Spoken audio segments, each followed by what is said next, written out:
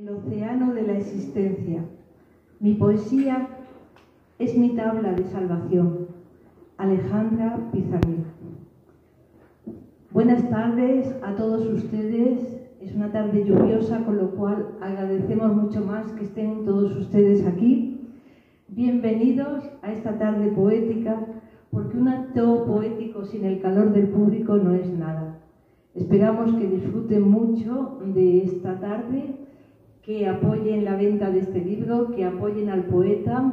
De antemano les digo que el libro es más que extraordinario y lo van a ver a lo largo de la presentación. Quiero presentar a Mario, el director de Cultura, que nos va a decir unas palabras. Atracado. Así. Así. Pues muchas gracias, bienvenidos al Museo de la Ciudad. Siempre lo digo, es un placer compartir este espacio con una exposición que estamos viendo de jóvenes pintores, son alumnos de una academia de aquí de Torrejón, y compartir el espacio con poesía hoy de la mano de Eugenio. Un placer, como siempre, a que apoyéis la colección Tras la Puerta. Ya os adelantamos que, bueno, ya sabéis, hace el 13º poemario de la colección, y dentro de muy poco daremos una sorpresa con ¿Lo puedo adelantar? Sí.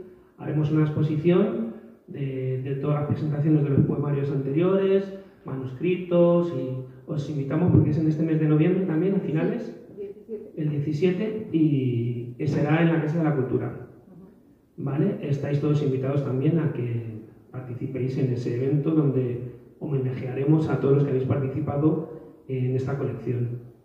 Y yo no me enrollo más y doy la palabra a los protagonistas de esta tarde. Muchas gracias por venir con esta lluvia.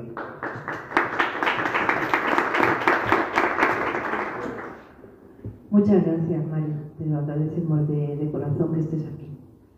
Os voy a hablar un poquito de lo que es la colección Tras la Puerta. Mis compañeros y los poetas que han participado ya lo saben, pero veo muchas caras nuevas y solamente unas pinceladas. Deciros que la colección de la Puerta nació pues un poco gracias a lo atrevida que yo soy y que hablé con el concejal de Cultura que había anterior a José Antonio, y yo le quería pedir un poemario para mí, ya lo sabéis muchos, y esperándole llegué a la conclusión de que uno solo no hace absolutamente nada, es con otros con los que salen los proyectos adelante. Entonces se me ocurrió una colección de poesía, se me ocurrió decir, y si fuera gratuita y dedicáramos el dinero a asociaciones que lo necesiten, y sí, como el oxímoron ese de tu poesía, Eugenio, y sí. Y bueno, pues el concejal aceptó, empezamos la andadura. Nos atropelló el COVID maldito y nos hizo pararnos un poco, nos atropelló un poco las cuestiones personales que ya sabéis que hay en todos los grupos, pero aquí estamos y este es el poemario número 13. Parece mentira, pero hasta aquí hemos llegado y estamos dispuestos a seguir. Cuando digo estamos, pues yo espero seguir teniendo la colaboración de la Consejería de Cultura del Ayuntamiento de Torrejón. Espero seguir teniendo a Mario, que siempre nos apoya, nos ayuda, nos da ideas, nos pone micrófonos como estos nuevos y nos da un ánimo, sobre todo a mí, me da muchísimo ánimo cuando voy diciendo, fíjate que esto, que lo otro, que para mí, y venga para adelante, y venga para adelante. Bueno, y aquí estamos. Os vuelvo a reiterar que el día 17 de noviembre a las 7 de la tarde haremos un macro recital con los 13, espero que todos lo puedan, con los 13 poetas que han publicado, todos los compañeros de la tertulia, todos los poetas de Torrejón, que les guste la poesía, que se arrimen a nosotros. Y como bien ha dicho Mario, haremos en la primera planta una exposición donde pondremos los carteles, algún poema, fotografías. Tras la Puerta Viajera, que ha viajado ya a varios sitios. Matías Escalera la ha llevado más allá de los mares, Pilar la ha llevado a Moguer, Francisco la ha llevado a su pueblo, José María la ha llevado a Ávila, o sea que Tras la Puerta también es viajera, y también damos fe de lo que hacemos en Torrejón, un pueblo del extrarradio que mira por dónde la cultura la tiene muy grande. Bueno, yo no quiero daros mucha más lata, simplemente quería que los que no nos conocéis sepáis qué es esta colección. Esta colección, como he dicho antes y como decimos siempre, es sin ánimo de lucro. Todo lo recaudado se destina a una asociación que se dedican al bien de la comunidad. Todas son asociaciones de Torrejón con un CID reconocido. En este caso, la recaudación estará dedicada al GUTEAR, Grupo de Terapia Antialcohólica y Rehabilitadora. Y hemos invitado a varios asociados, entre ellos a don Carlos Rivas, que lo tenemos aquí. Don Carlos y yo hemos trabajado en una residencia de ancianos durante muchísimos años y él, además de su trabajo, pues también se dedicaba a esta asociación. Así que, por favor, don Carlos Rivas, unas palabras, que nos cuente un poquito qué es GUTEAR. Sí. ¿A qué se dedica? ¿En qué va a gastar GUTEAR el dinero de la venta de este libro? Porque pensamos venderlo absolutamente todo. A lo mejor sí, pues funcionaba porque lo hemos probado antes. Sí, no.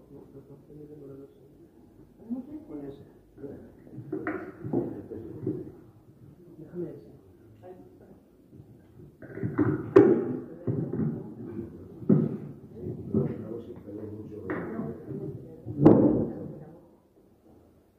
Bueno, pues muy buenas tardes, señor director de Cultura. Gracias por su atención de acudir a este evento. Yo traía muchas cosas escritas, me ha dicho Carmen que no era para tanto, y entonces me hizo muchísima ilusión cuando me dijeron que había solicitado mi presencia aquí, Carmen. Gracias, Carmen, por acordarte de mí como representante de GUTEAR. Después de tantos años sin vernos y sin leer alguna de las poesías que me pasabas cuando estábamos trabajando en la misma institución, viendo y viviendo de cerca el final de la vida del ser humano. Trabajábamos en una residencia de ancianos. Y os quiero hablar sobre GUTEAR, Grupo de Terapia, le puse de un nombre, pero bueno, en realidad era grupo de terapia en principio de Arturo.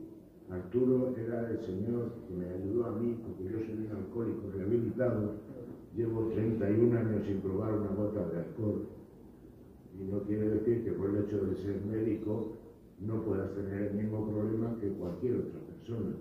En principio eres una persona y luego tienes una profesión, pero la afectación del alcohol no respeta a nadie, no respeta profesiones, ni respeta nada.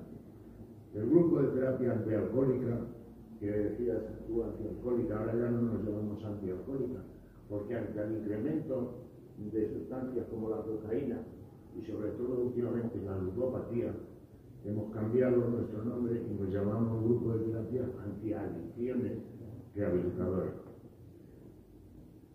Esto comienza, hicimos la formación del grupo un 20 de noviembre de 1992 y en la antigua presidencia estaban don Arturo Otero, por eso era el grupo de terapia de Arturo, pero no lo íbamos a poner personalizado, y entonces pusimos antialcohólica rehabilitadora en principio y antiadicciones rehabilitadoras. Estaba Carmen Segura, Eugenio Álvarez, Juan Hernández y yo como médico. Se culminó de esta moda una secuencia lógica, ya que el número de personas que se fueron sumando al grupo de terapia aumentó considerablemente.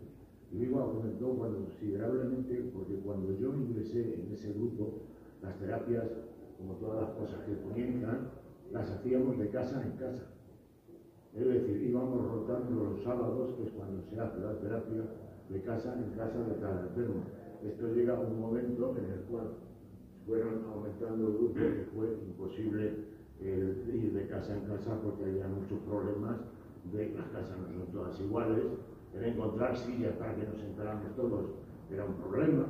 Entonces alquilamos un local en la calle Don Juan I en Alcalá un local en el cual la humedad nos llegó hasta el techo, nada más y nada menos.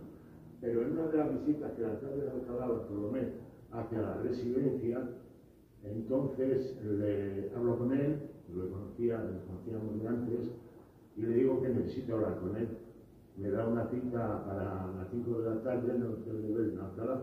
Yo pensé que era el sitio donde él tomaba café con los amigos, con lo que fuera, y resulta que no, que me había citado simplemente para hablar conmigo.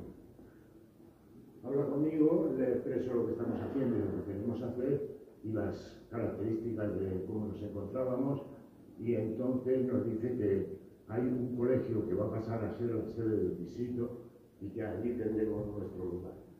Efectivamente cumplió su palabra y desde entonces tenemos el sitio que él desde el principio nos proporcionó. Entonces, Grullán se inscribe en primera instancia al ámbito nacional y este fue cambiado por acuerdo de la Asamblea Extraordinaria al ámbito exclusivo de la Comunidad de Madrid por el número 15.829 del 11 de marzo de 1996. ¿Qué fines persigue el grupo? Los fines que persigue esta asociación es el tratamiento del enfermo adicto para su desintoxicación, rehabilitación e integración personal, familiar, social y laboral. La información pública también de los riesgos de todas estas adicciones. El colectivo al que va dirigido, pues el tratamiento va dirigido está orientado a la atención de cualquier persona, enfermo, familiar, amigo o allegado que tenga necesidad del mismo, sin discriminación de ningún tipo. Proyecto de la asociación. Nuestro proyecto está orientado a ofrecer un servicio gratuito a la población del ámbito geográfico, contemplando en nuestros estatutos y que presente problemas con las adicciones. Las actividades de un grupo de autoayuda son múltiples y variadas. En nuestro caso perseguimos una diversidad de adicción en el caso de todos los enfermos, así como la información precisa sobre los riesgos de la ingesta o el consumo de todo este tipo de sustancias. Las actividades están enmarcadas en algunos de los siguientes conceptos. Comunicación con el enfermo al que se trata, que vea su problema con su religión. Escucha paciente de un familiar que no consigue llevar el tratamiento a ese ser querido y destrozado por la adicción. Atención a un compañero que ha tenido una recaída. El acompañamiento a un centro hospitalario cuando la persona necesita internamiento.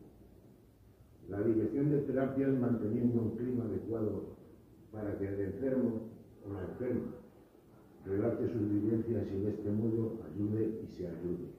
Digo enfermo o enferma porque empezaron a entrar en el grupo digamos 2 años de creación, empezaron a llegar mujeres con problemas alcohólicos. Entonces, ante esta tesitura, yo que soy un poco cabezón, pensé en la posibilidad de hacer un grupo de mujeres llevado por mujeres.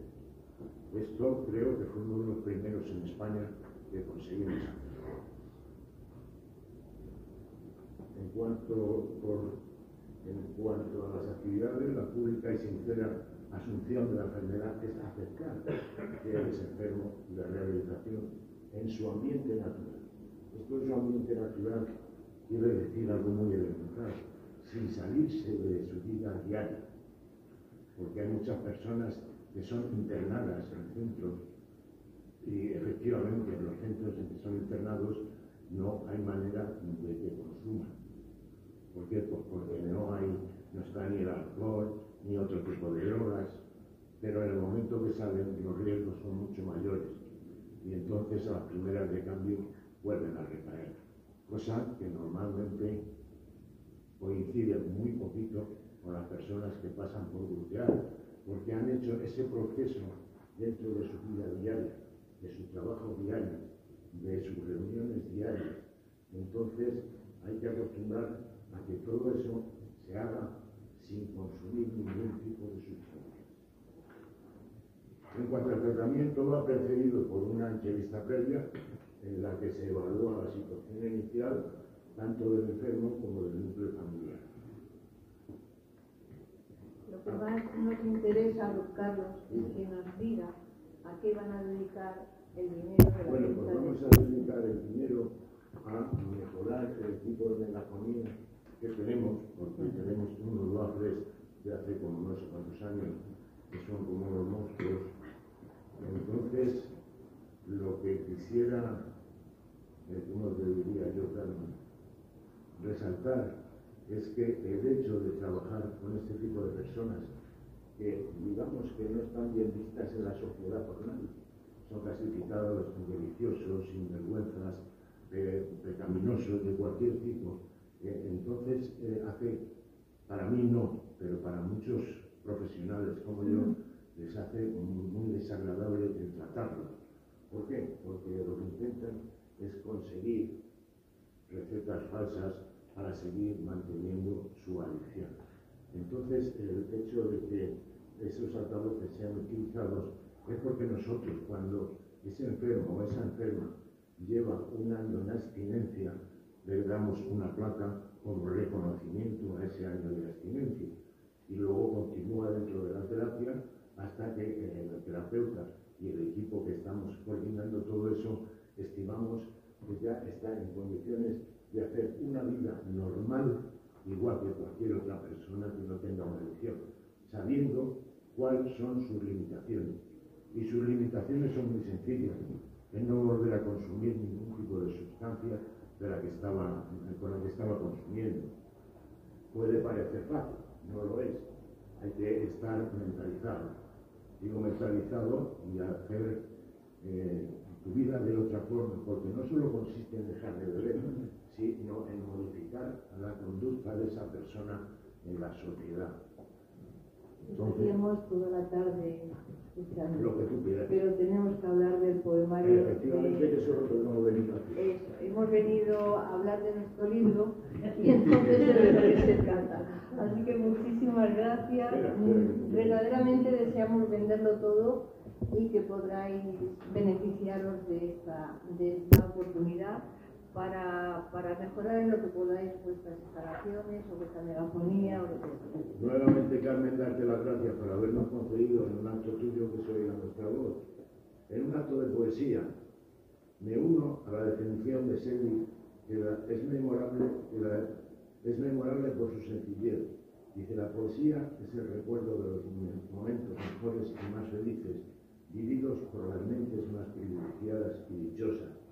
Y termino diciéndole que tras la puerta de Voltaire está la solución de nuestras vidas y familias. Muchas gracias.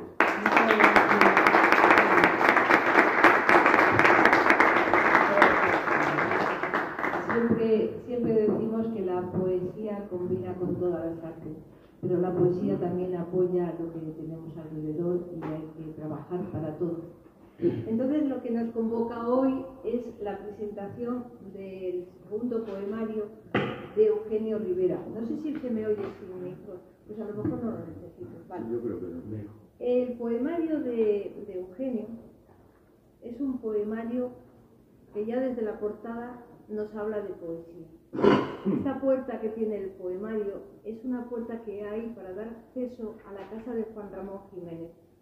Y Eugenio, cuando vio el catálogo de puertas, se enamoró de ella y ya no quiso ver ninguna más. O sea que empieza la poesía hasta por la puerta detrás la puerta, valga la redundancia.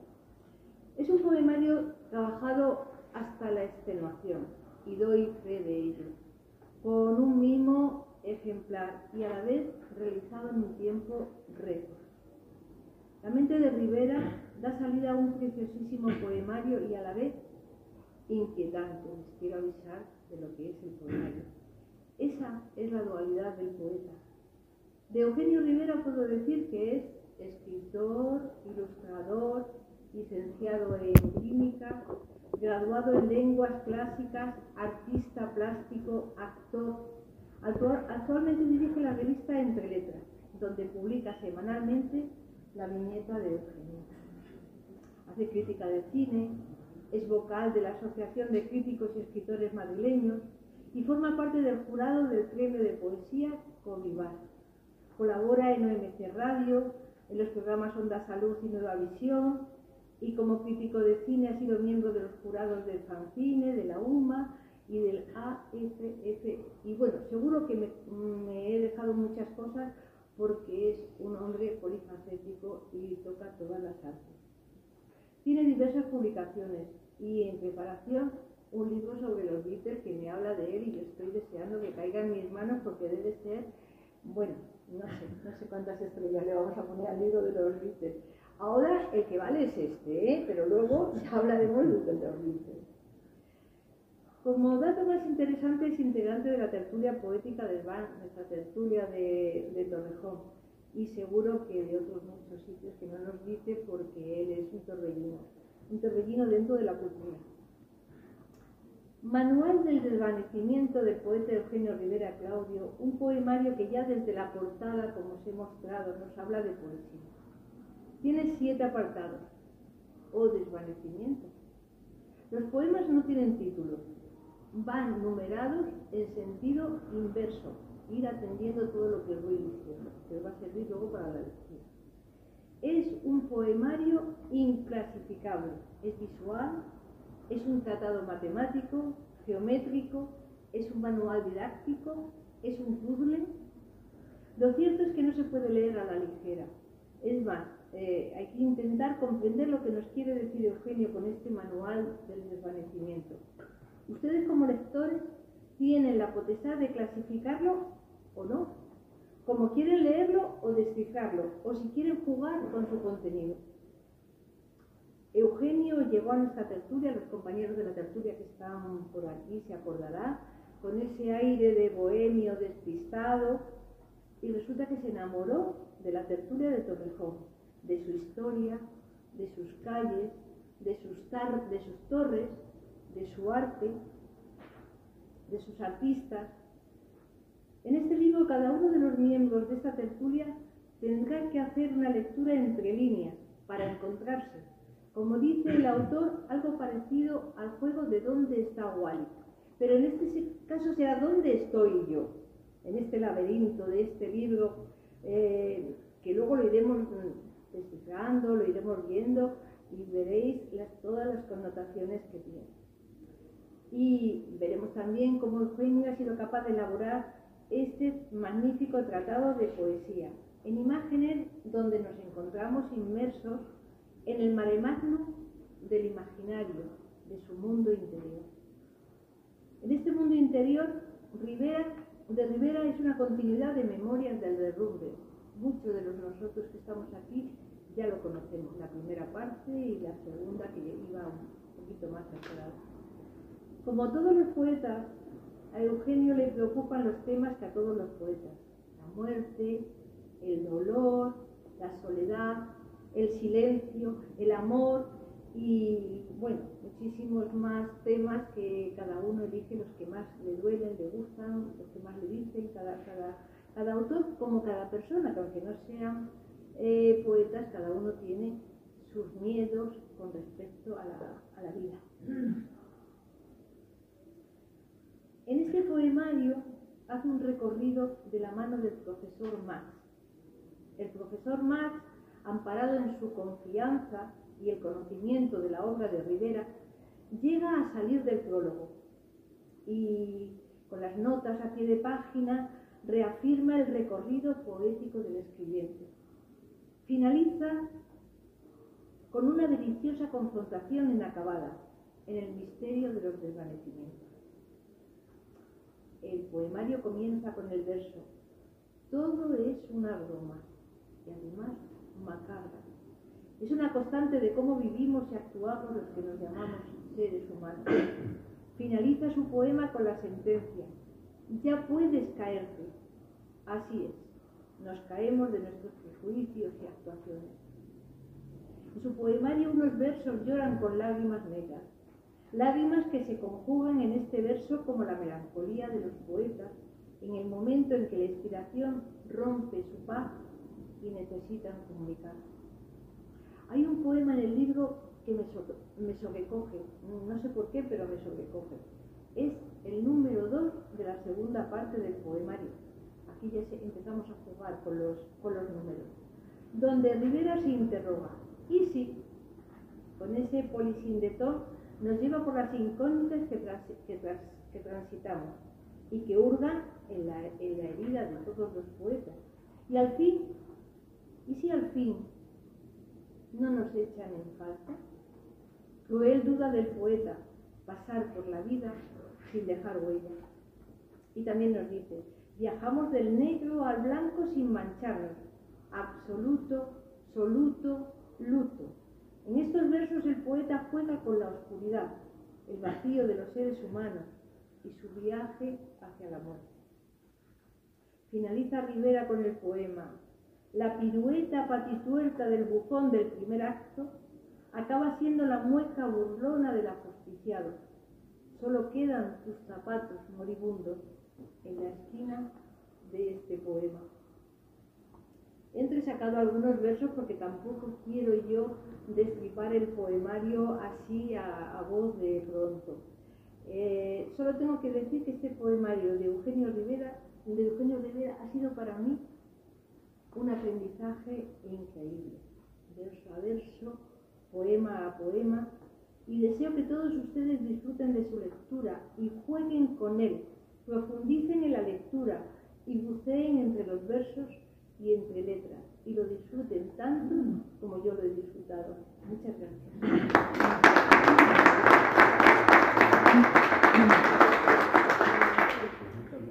Yo no sé muy bien cómo empezar esta manera de explicar o de contar un poco cómo es el poemario. ¿Te parece que te hago unas preguntas, Eugenio? Sí. Podemos dialogar un poco. Para empezar. Y si te parece, damos lectura también a los poemas que yo he distribuido previamente y así vamos comentando de una manera que sea un poco más...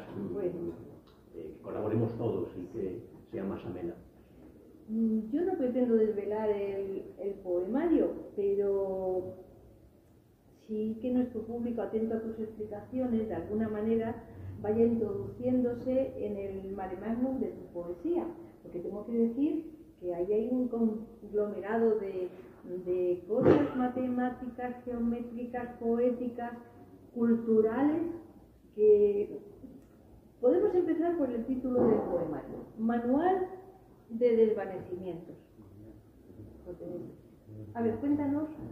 Bien, pues sí, yo creo que es el mejor principio, empezar por el principio, ¿no? Es una perogrullada, pero es así, es decir, el título quizá pueda desconcertar. No sé si me oís bien. Sí, perfecto. Bien, pues el título en principio, de hecho, Carmen, he de confesar que a ella también cuando me dijo, ¿qué título quieres para tu poemario? Y lo mío fue como una butade, en cierto modo, porque yo pensé inmediatamente, digo, a ver, ¿qué me une a mí a Torrejón? Que yo había venido por aquí bien poco. Pues la tertulia desván, de modo que jugando con la etimología pensé desván, ¡ay, qué bonito, desvanecimiento! Digo, pues esta palabra a mí me va a dar juego, tenía esa intuición, ¿no? De hecho ha dado más juego del que yo pensaba, yo mismo estoy sorprendido a dónde ha llegado el desvanecimiento, me sorprende profundamente. Pero inicialmente yo lo asocié y me agarré a la etimología, a ese vano que las dos palabras comparten, que hablan del vacío. Por tanto, el libro en esencia es un viaje al vacío, un viaje al silencio. Los que lo tenéis o los que lo tengáis en breve, veréis que el poemario va articulado en dos partes, en los poemas propiamente dichos, en unas notas a pie de página que hace un misterioso personaje, y luego también hay un desarrollo gráfico a través de unas ilustraciones que no pretenden más allá que hacer una reseña conceptual de algún modo al propio poemario, que se van, como veréis, desvaneciendo, al extremo de que el maquetador en un momento dado nos dijo, oye, en el último se os ha olvidado el dibujo. Digo, no, es que es blanco sobre blanco, o sea, vamos a hacer encima un homenaje a Malevich, que el hombre, donde esté, es uno de los grandes en ese empeño en crear este arte conceptual que todavía a día de hoy, a 100 años de luz, a 100 años vistas, todavía sigue sorprendiendo a algunos espectadores. Bien, pues ahí se va hacia ese desvanecimiento, que es lo que yo decía, es un viaje al vacío, un viaje al silencio. Con lo cual ya tenemos el desvanecimiento, luego hay una etimología falsa que es ese cimientos, desvanecimientos, que apela a estas memorias del derrumbe, con lo cual me empezaban a encajar las piezas de esta maquinaria casi suiza, ¿no?, que yo pretendía.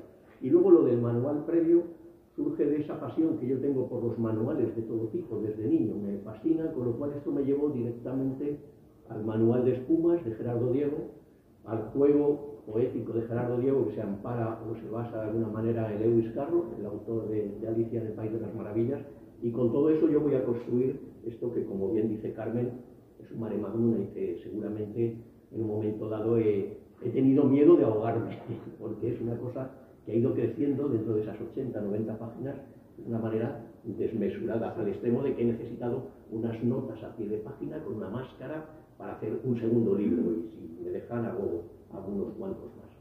Lo vamos a dejar aquí, ¿no? Sí, y seguimos con la pregunta. Sí, podemos dejarlo aquí y podemos leer a lo mejor un poema. Sí. Y Por así cierto, lo vamos haciendo más ágil. Más ágil, sí. Mira, por cierto, me he traído a una de mis colaboradoras, o a la gran colaboradora que yo tengo siempre para estos recitales, que es Elda Hidalgo, que si tiene amabilidad se acerca a Atril y que veréis por qué la suelo llamar para estos actos. No voy a decir mucho más. Ella va a dar lectura al primer poema, que viene a ser una declaración de intenciones donde está metido todo el libro. Es una especie de Aleph donde vamos a ver todo el libro. Una vez que luego vayamos viendo poemas, veréis que todos aparecen de alguna manera esencializados en este poema que va a leer Elda. Todo es una broma macabra. La mascarada grotesca del cartel de hoy en un espectral carrusel de feria. Apenas una sonrisa sardónica de cuchillo. No te lo tomes en serio, pues. Solo tendrás que buscarte dentro del laberinto. Desvanecerte en el gris. Caminar por la cuerda floja del funambulista con la punta ardiente de los pies sobre la pista de un circo olvidado. En una mano, el paraguas efímero que guarda el equilibrio. La dudosa verticalidad del ángel. En la otra, un sombrero de álgebra en llamas. En la caída, su copa de tinieblas te acoja maternal en sus brazos. Solo tienes que dejar que el punto de intersección no aplaste tus eternas aspiraciones de niño. El público se habrá marchado ya. Y el cañón de luz no se encendió nunca. De los músicos mejor ni hablar. Grotesca impostura. Y cara. La ecuación está resuelta. Ya puedes caer.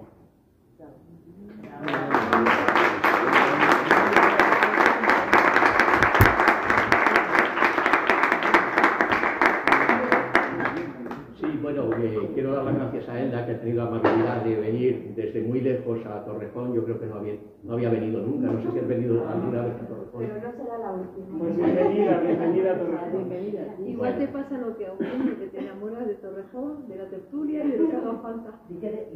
Bueno, pues a ver, en este poema que ha leído Elda ya se habla de este desvanecerte en el gris, que es esa vocación que tiene el poemario de ir desde el negro, desde ese primer poliedro falso que aparece en negro, hasta irse devaluando en el tiempo y entrar en el silencio.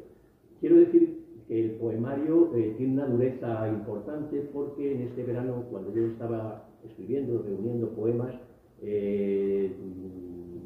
vivo la fatalidad del fallecimiento de un amigo, y por tanto esto, claro, naturalmente podéis entender que alguien que uno piensa que todavía es joven, no lo es tanto, pero bueno, entiendo que sí, que estas edades son jóvenes, o es joven uno para morir, como le ha pasado a este pobre hombre.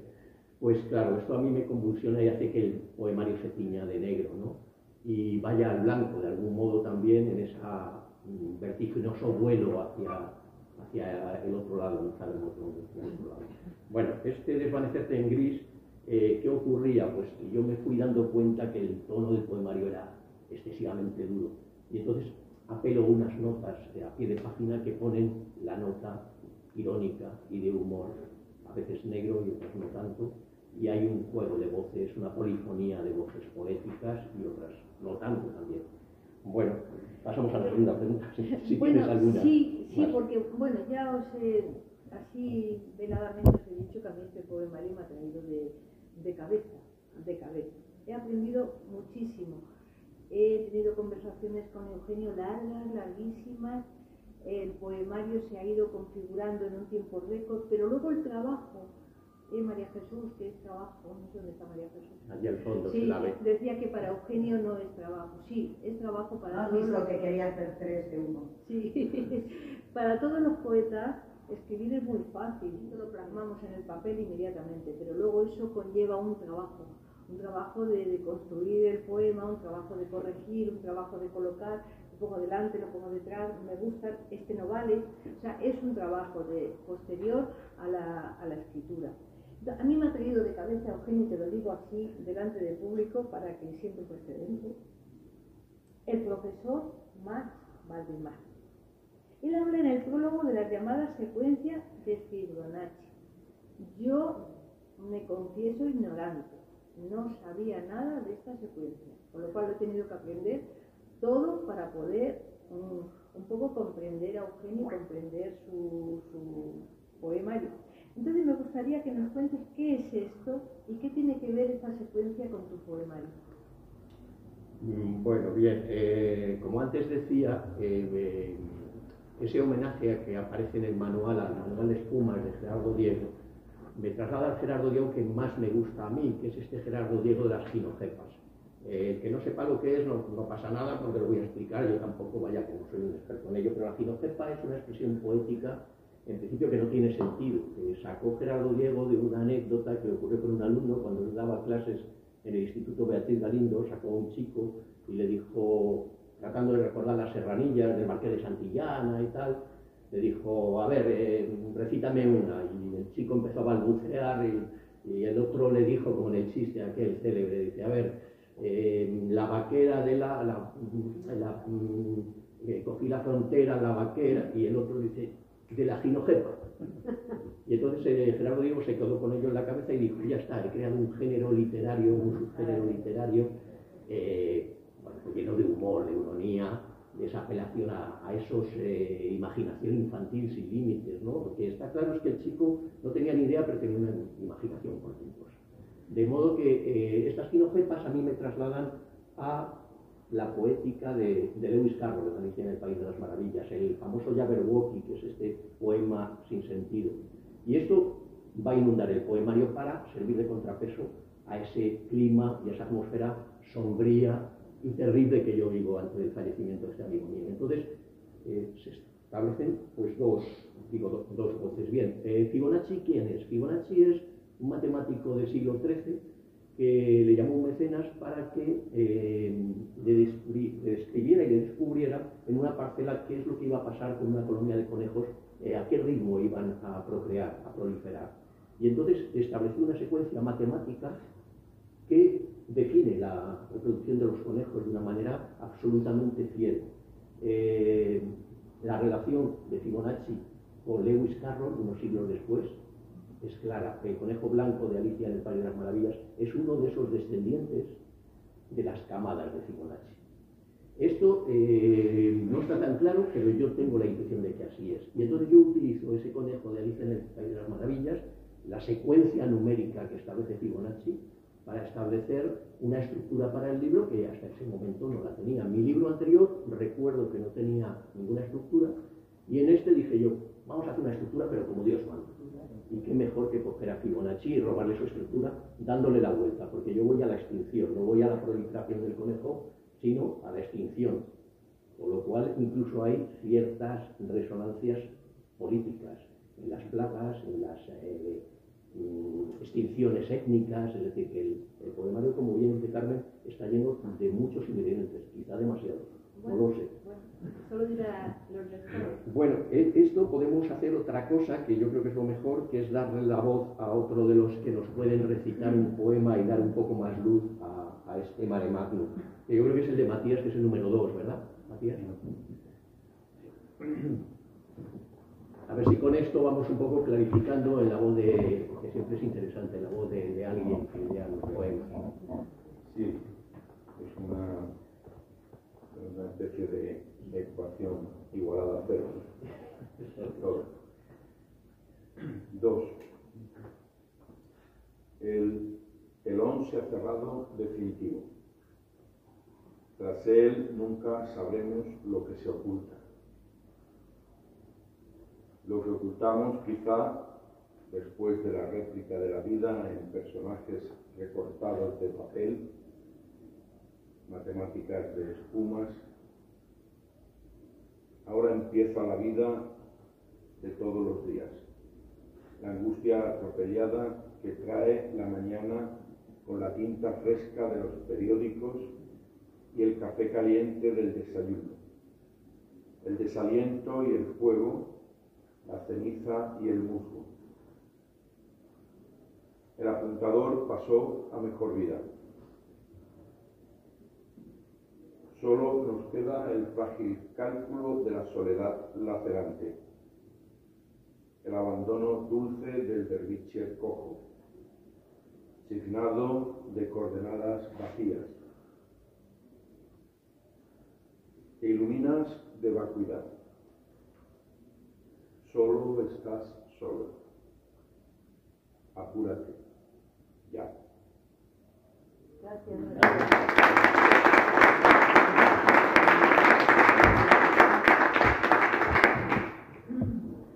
Este apúrate ya apela directamente al tiempo, otra de esas constantes, de esas preocupaciones a lo largo del poemario que va a acompañar a todos estos desvanecimientos que se suceden naturalmente de una manera cronológica y que tienen una metáfora perfecta también en ese reloj implacable que lleva el conejo blanco de Alicia, que todos recordaréis que va siempre corriendo con prisas. Esa es un poco una metáfora, yo creo, muy interesante que yo he utilizado para el poemario, ¿no? Luego hay que decir que hay todo un simbolismo cromático que se ve en esos poliedros y ese conejo blanco que se mete en la madriguera negra, que duda cabe que también de alguna manera me lo ha regalado a mí, ¿no? O sea, que yo se lo he robado, vaya, me declaro aquí absolutamente un bandolero, que he robado directamente a todo lo que tengo por delante lo que lleva, o sea que esto no he inventado nada. En el poemario hay elementos recurrentes como los conejos, las madrigueras, que mencionas al igual que las torres y los desvanes. ¿Qué relación guardan entre sí los conejos, las torres, el desván? O sea, yo conseguí aclararme, pero aclárase luego a nuestros lectores. A ver, en el poemario, como decía antes, hay un simbolismo cromático, pero también hay un simbolismo espacial, geométrico y espacial, que apela a esa verticalidad dudosa del ángel que antes leía Elda, ese verso. Esta verticalidad ya se producía en mi anterior poemario, tengo un poco obsesión con esto. En este caso, las memorias del derrumbe que yo escribí apelaban a esa verticalidad descendente, marcada por la ley de la gravitación de Newton. El derrumbe, evidentemente, siempre pasa por eso, desde el punto de vista físico.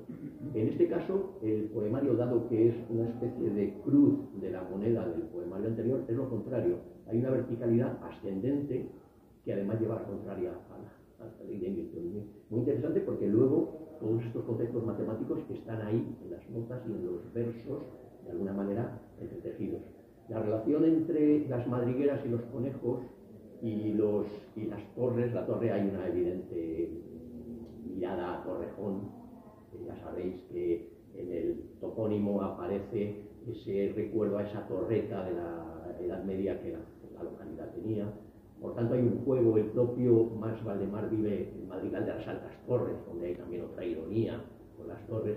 Y la torre, con el desván, dado que es ese lugar que está debajo del tejado, hay esa verticalidad, ya digo, espacial que va a recorrer las madrigueras, las torres, los desvanes.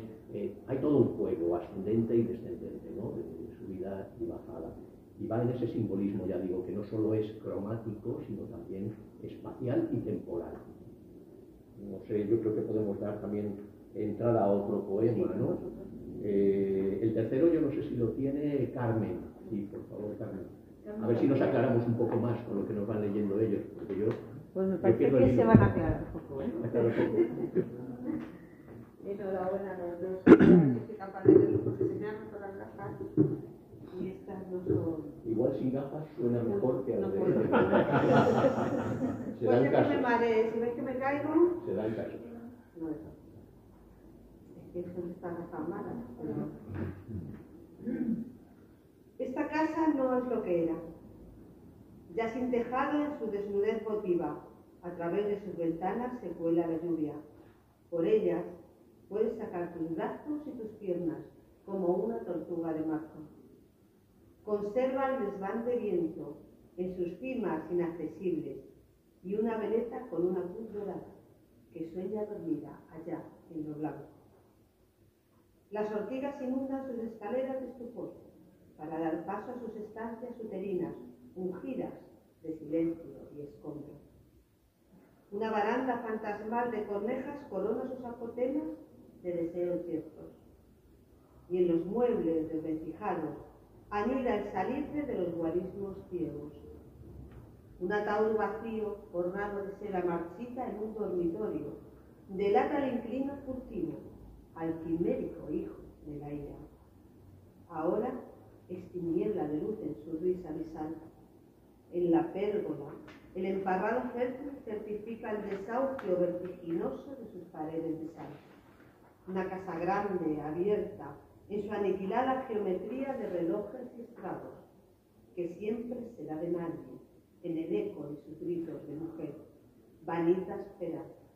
Solo le falta un alto ciprés ensimismado en el centro de su base sepulcral, desde los cimientos hasta el cenit de su intemperie.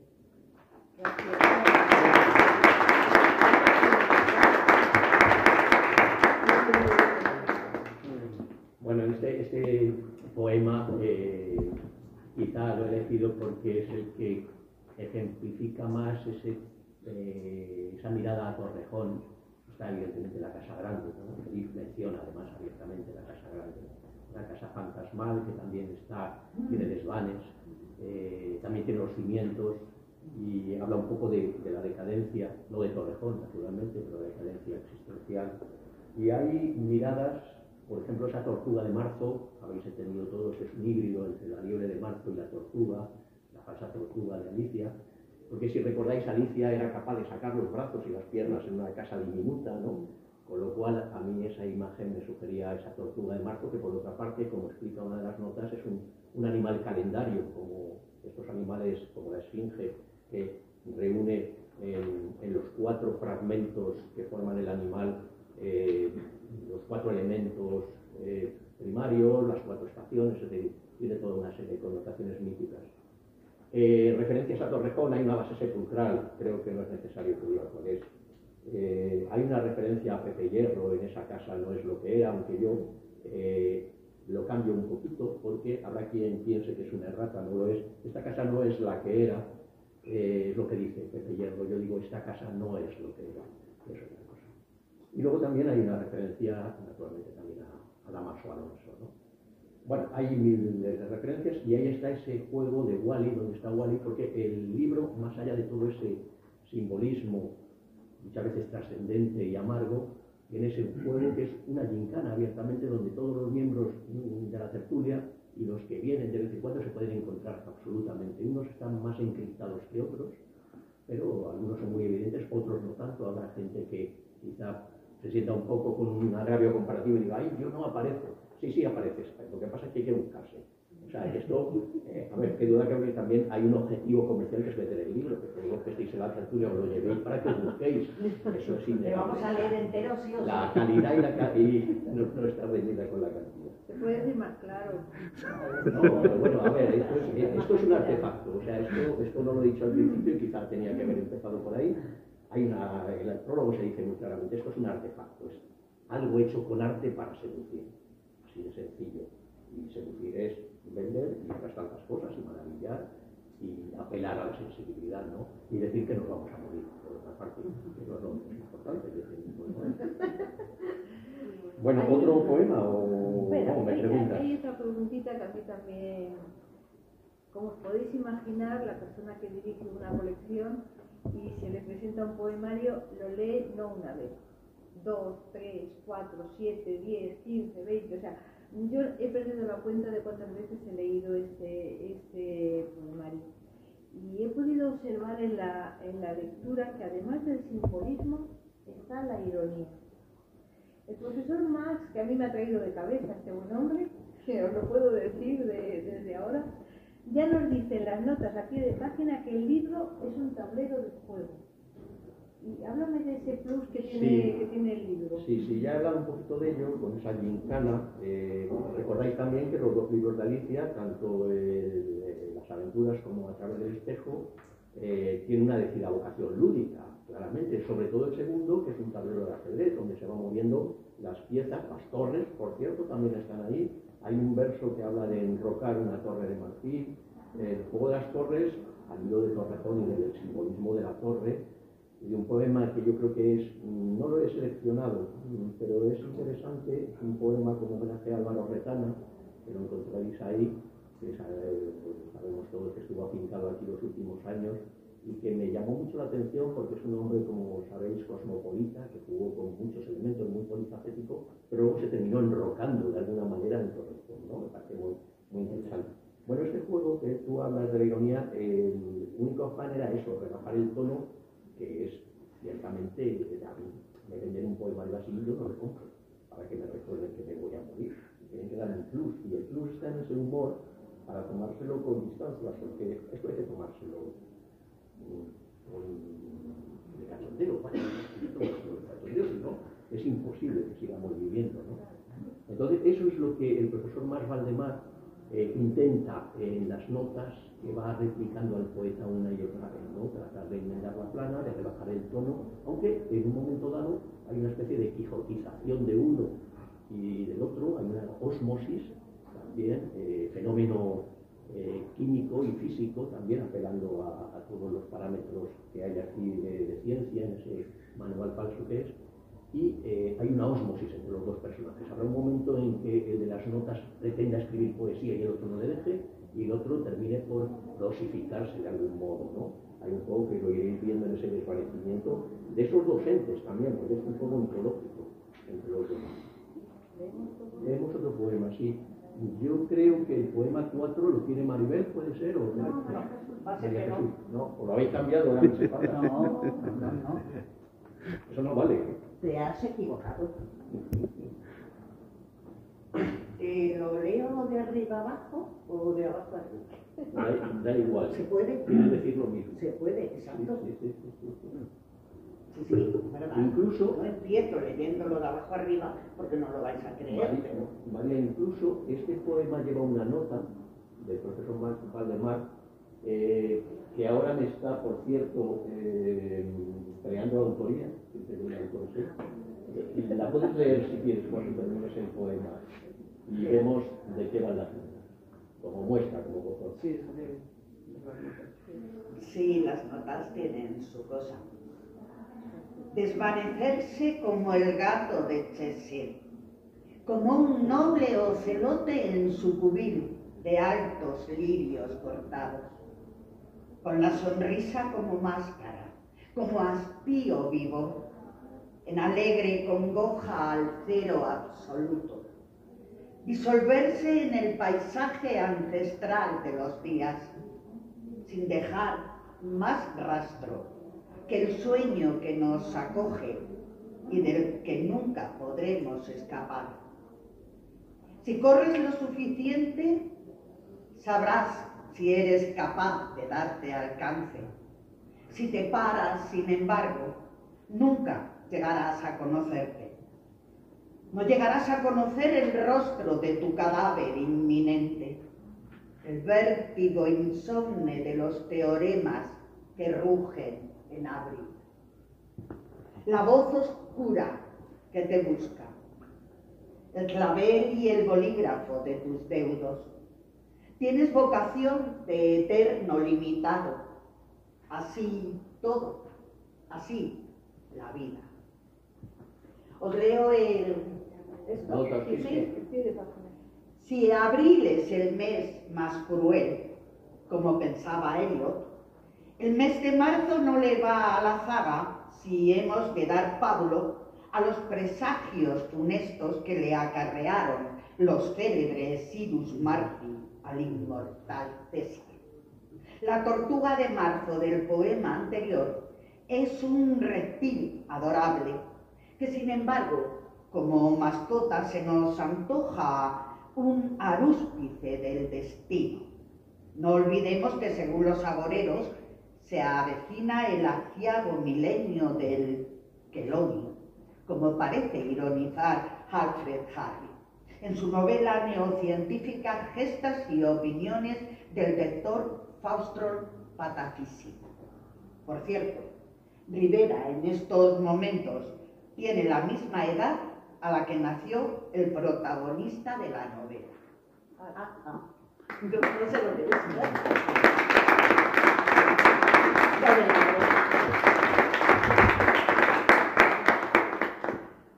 Bueno, las notas nacen con vocación de aclarar lo que dice el poema, pero en otras ocasiones se empeña en hacer todo lo contrario, como es en este caso. Entonces hay un juego, ya digo, ontológico y también irónico entre el poeta y su comentarista, su crítico. Aquí está el juego de esa sonrisa del gato de Cheshire, de Alicia, está el juego este ontológico entre el ser o no ser hamletiano, que inunda todo el poema y que hace a su vez que esa osmosis entre el poeta y su comentarista comporte serios problemas de dónde está cada uno en un momento dado, ¿no? Esto se va viviendo en el libro, que ya el lector no sabe ya no solo dónde está él como lector, sino dónde están los otros dos individuos que le van contando todo esto, ¿no? Luego hay, en esa gincana de la que hablaba antes, de dónde está Wally, pues hay una relación directa con el título de un poemario de una de las miembros de la tertulia. Sí, no diré quién es. Por eso me ha tocado a mí. Hay una referencia a ese homenaje que hicimos a Benedetti en ese clavel y esas bolígrafos de sus feudos. Es decir, que todo está lleno, impregnado de mil miradas que naturalmente fuera de Torrejón esto yo entiendo que se va a entender de otra manera, pero bueno, también se trata de eso, ¿no? Que pueda tener una lectura fuera y dentro. Dentro tendrá una mucho más particular en estos aspectos concretos, ¿no? Y simbólicos.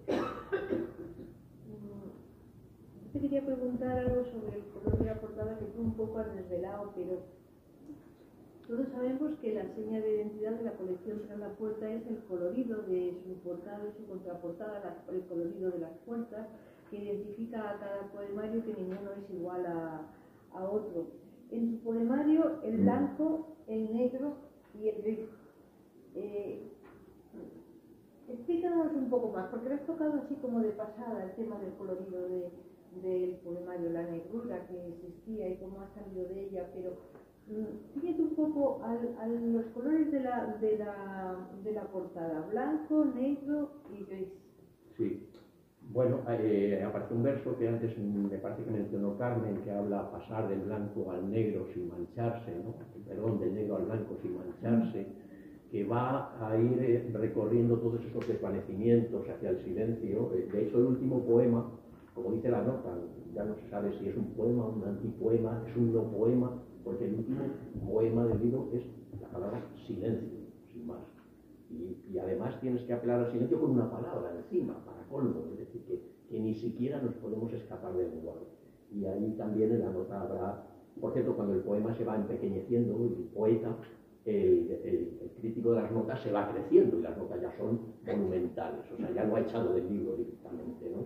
También un juego, como una especie de cuadrilátero de lucha libre y lo ha echado fuera del cuadrilátero directamente y ha dicho libros míos. Ya no estoy viendo. Bueno, este juego apela a lo cromático, como dices tú, al simbolismo. Se ve muy bien en esos polielos que no tienen tampoco una aspiración artística. Yo como dibujo, cuando de hecho te entregué a ti, a Carmen, el poemario y a algún amigo mío, fue directo a ver los dibujos y dice, pero qué birria, tío, ¿qué has hecho aquí? Porque el concepto es otro. El concepto no se trata de que yo haga un virtuosismo de dibujo que no era tal. El concepto es que se entienda que hay una especie de casi secuencia fílmica o pseudofílmica, porque todos esos polieros, como explica una de las notas, están, tampoco he inventado nada, están copiados directamente de Hans Richter, que es un cineasta dadaísta alemán de los años 20, que jugaba con este tipo de elementos, ¿no? Yo lo que he hecho es eso, trasladarlo a mi poemario y utilizarlo, como decía Eric Clapton cuando le preguntaban qué influencias tenía, y decía, lo importante no es que no te coges las cosas, sino qué haces con ellas. Esto es lo que he hecho yo, probar aquí y allá, esquilmar aquí y allá, y luego crear algo que espero que cuente algo. Pero volviendo a lo que tú me preguntabas, en la portada era vital. Yo cuando vi el resto de los libros de la colección, que tengo la mayoría, pero los vi en casa de Carmen, me di cuenta que era un canto al color, al cromatismo y nada más alejado de lo que yo buscaba, porque yo buscaba esencialmente el blanco, el negro y el gris.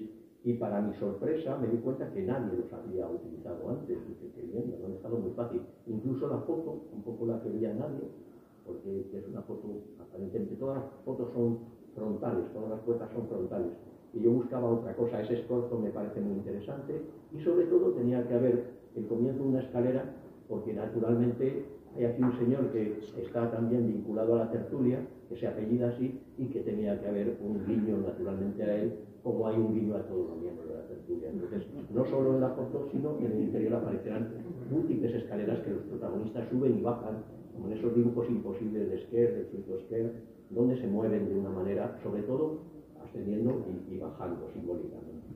No sé si he dicho demasiado o me he enrollado, que suelo hacerlo, Una aclaración respecto a cuando empezamos a trabajar el poemario.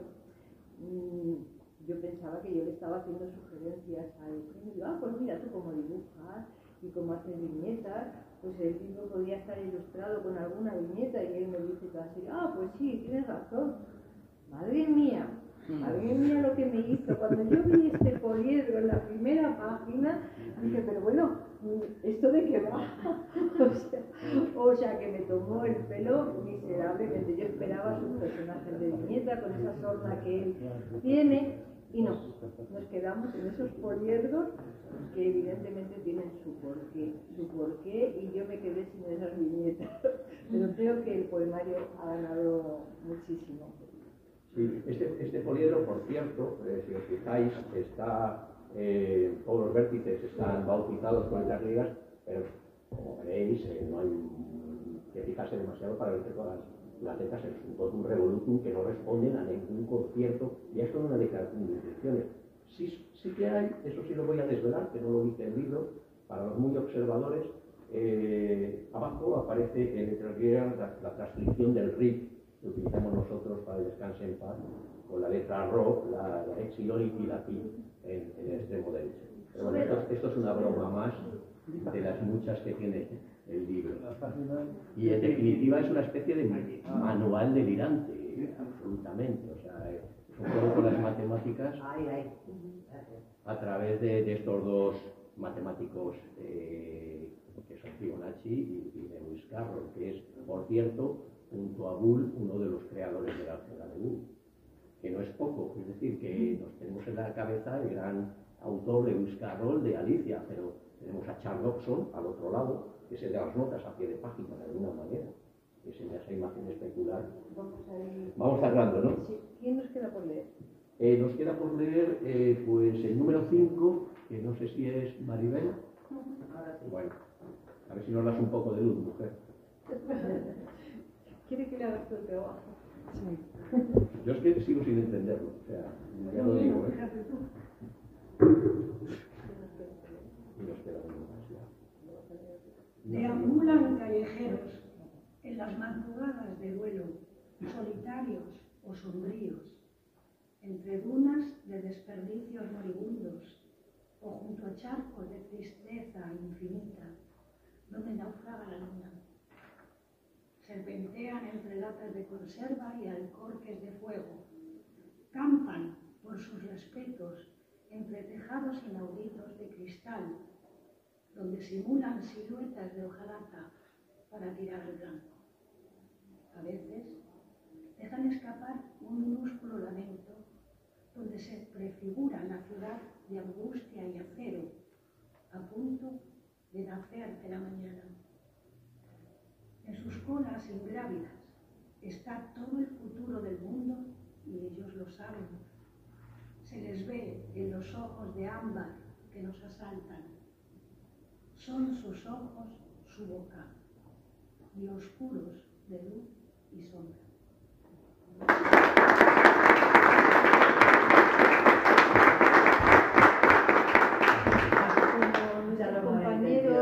Nuestros compañeros Dori y José María no están aquí. Ese último verso está dedicado a ellos. Todos sabemos que José María no ve, y es Dori la que lee sus poemas. Son sus ojos, su boca. Espero que ellos se encuentren. Lo desvelo aquí porque ellos no están, pero me parece uno de los versos más bellos de todo el poemario. Aunque hay muchos, pero este es uno de los más bellos. Muchas gracias. Para no liarnos demasiado, ya después de lo que ha dicho Carmen, Alberto y Ana creo que nos tienen que contar algo y cantar algo. Espero que también arrojen algo de luz al respecto. Yo creo que sí, dada la lucidez que os define.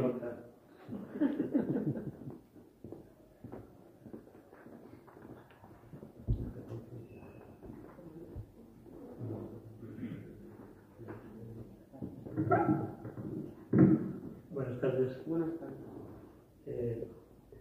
Me pidió Eugenio, que es un tipo despistado y distraído, pero que no es así. Luego toca todas las artes, la escritura, incluso la música. Entonces nos dijo, a ver si podéis venir vosotros. Y está bien, porque ha hecho una especie de discurso de dos personas. Nos viene bien, nosotros miramos nuestra agenda. Como habrán ustedes enseguida descubierto, somos el dúo Pimpinela. Y por eso estamos aquí, para decir el poema de Eugenio.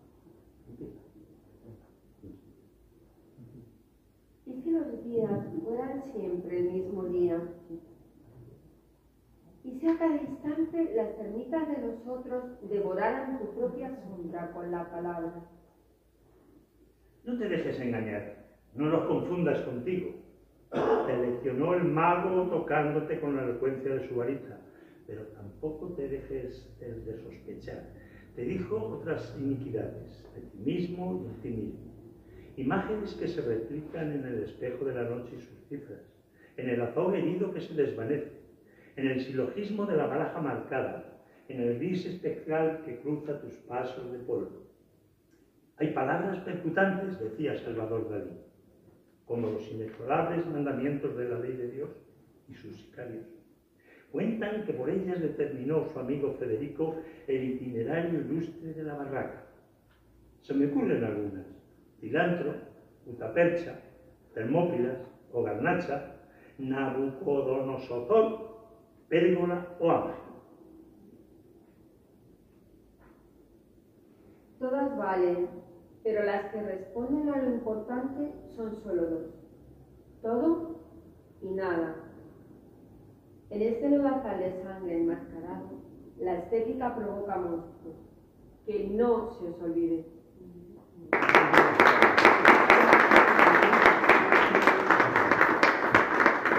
Bueno, nos queda una lectura, pero antes de que acabemos os quiero decir que este poemario, aún sin presentar, ya ha tenido una magnífica crónica por parte del crítico literario Javier Mateo, que dice, entre otras cosas, ¿qué duda cabe de que el manual del desvanecimiento es otro truco de magia de Rivera, tras su falsa autobiografía Memorias del Derrumbe?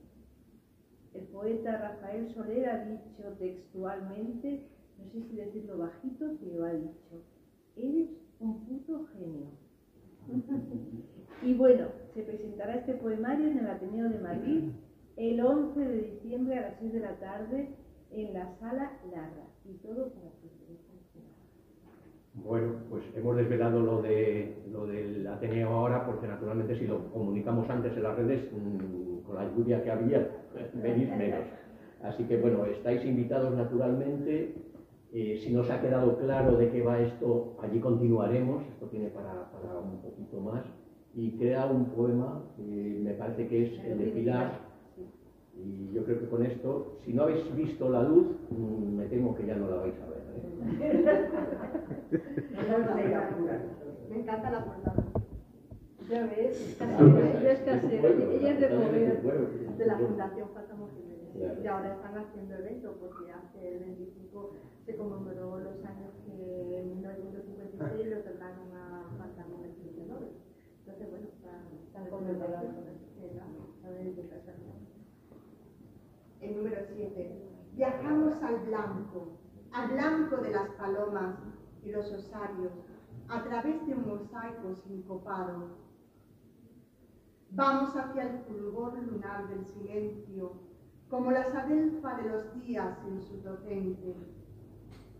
Corremos furibundos a su encuentro, animados por una prisa absurda, incapaces de nombrar las horas en su cómputo cotidiano. Cuando alcancemos la alcantarilla de salida, nos daremos cuenta que la vida era solo eso. Y nunca llegamos a vigilar el paso rotundo del caracol cansado. Somos viajeros del tiempo confuso de las alarmas, perros de la lluvia que han perdido el rastro de sí mismos. Habitamos espacios de ardientes comodidades en la era de la larga procesión de las masacres y los estigmas. Somos los prófugos de la mañana, astronautas que orbitamos alrededor del planeta, sin movernos del sillón del salón de casa. Seres vivientes de constantes mortales hasta el desvanecimiento último.